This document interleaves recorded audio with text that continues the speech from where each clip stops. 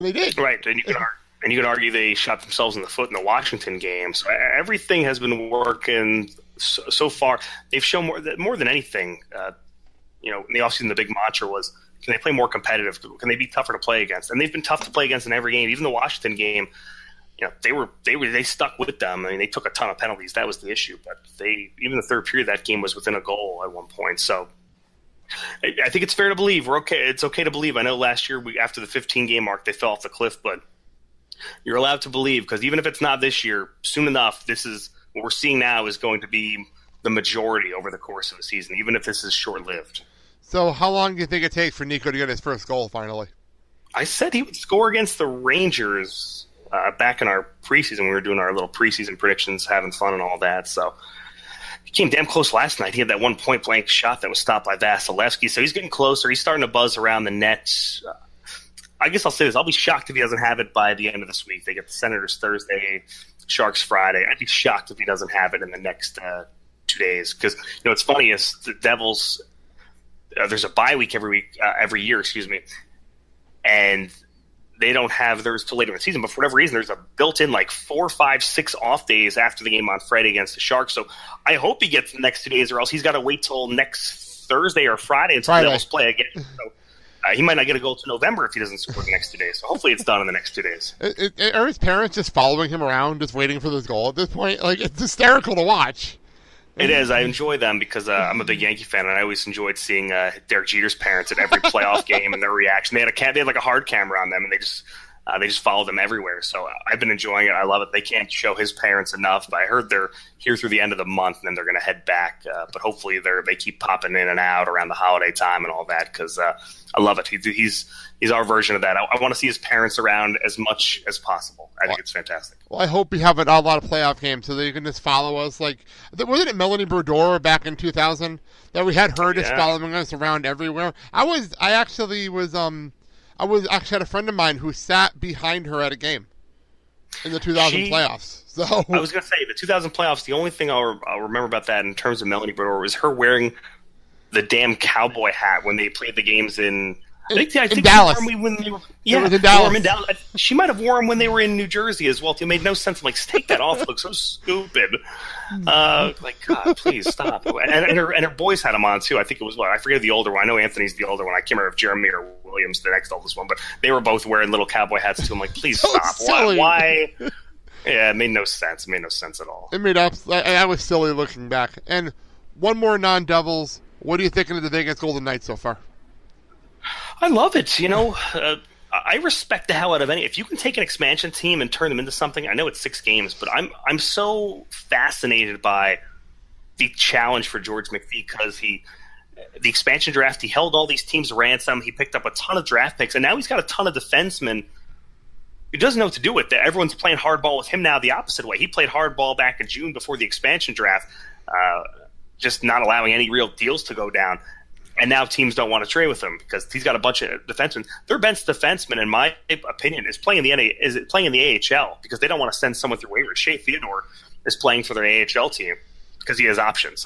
Everyone else, that they try to waive him or do something with him, someone would just claim him and they'd lose him for nothing. So he kind of screwed himself in that regard. But he's collected a bunch of draft picks, which is awesome. I want to see how those guys do. He had 3 first-round draft picks this year, and I loved all the players he picked. Cody Glass, they take Nick Hague and Nick Suzuki as well. Was it Nick Hague? Nick Suzuki and someone else. But they've done a lot, and they've had a lot of draft picks over the next few years. So I'm fascinated by just trying to build an expansion team into something relevant, because you look at the history of expansion teams over the last 17 years. It's hard, man. The Thrashers got moved. Columbus has made the playoffs, 2 years in their existence? Minnesota might have been one of the most successful teams. At least they made it to the conference finals. Right, and Carolina won a cup as well. So It's hard. It's not easy. Well, Carolina was an expansion. They moved from Hartford. Yeah, you're right. That doesn't even count, really. No, they've been around. Yeah, no, that's fair. I think Tampa, wasn't Tampa the first expansion team of that era? You're right. Tampa might have been. They were, 92, 93, they came in, and then they won. And then I guess the Ducks won a few years after we beat them as well. So yeah. I'm fascinated by that, because that's harder than anything. Ray Shero coming into an organization, at least that team's got the resources. At least there's some type of NHL talent there. You look at that roster, there's not a whole lot of guys who maybe 5 guys who would say are true NHL players. Some of the other guys are playing on the team you've never heard of before, or players for other teams that barely got a shake. So it's impressive what they're doing. I'm not sure it's sustainable, but I'm rooting for them. I'm a fan of the Golden Knights. I dig the jerseys. I'm a fan of the white gloves. Tremendous. So I hope they do well, but I've dug them so far. It's funny. I have the Golden Knights, and my wife let me get a hockey puck for my collection of their logo on it. So I'm very happy about that. It came in yesterday. I was like, yay, I get to actually be a fan now. I have the puck on my collection. Yeah. Next to my Predators Conference Finals puck. I was going to say, I'm with them. I'll root for them if they go anywhere. I don't have any beef with them yet. Like other Western Conference teams like the Avalanche or anyone else. I don't have a beef with them. So rock on. Yeah. With them. By the way, I think it was over the summer. You guys were having a debate about I think it was 2001 versus 2012. Yes. I'm in the camp, I'm just going to be honest, where the 01 one still hurts. That one still stings to this day. That's my opinion. No, I as we said, I don't mind it either way. You could argue either one. I don't think anyone's wrong or right. But like you said that you in the back-to-back, you get stamped the dynasty 3 and 4 years. You had the lead, 3 games to 2. I mean, you couldn't have won in any bigger fashion in Game 5 before you came back home to Game 6. I always stick to the mind, though, that 2012 would have stuck it to everyone. Everyone that was laughing at the Devils, the early part of 05, 06 when they were getting shut out by backup goalies. If Lou had won a cup in the salary cap era and the new rules, the obstruction, and all that, it would have said "F you" to everyone forever, because everyone still says trap, or they do this. They still have their mid-90s reference on the Devils. If they had won in 2012, it would have pretty much shut everyone up forever. It would have shut up Rangers fans, especially because they would have went through them winning the conference finals and the Stanley Cup. It would have shut up pretty much every Devil critic forever.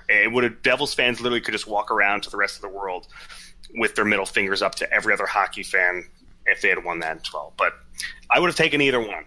Yeah, I think the 2012 one, the reason is because it came out of nowhere. That whole run kind of came out of the blue. And I remember my wife, when we got to the Stanley Cup final, she's like, they weren't supposed to be here, were they? No, they weren't supposed to be here. It was unbelievable that year. That's probably why that one doesn't hurt as much, because it was such a surprise.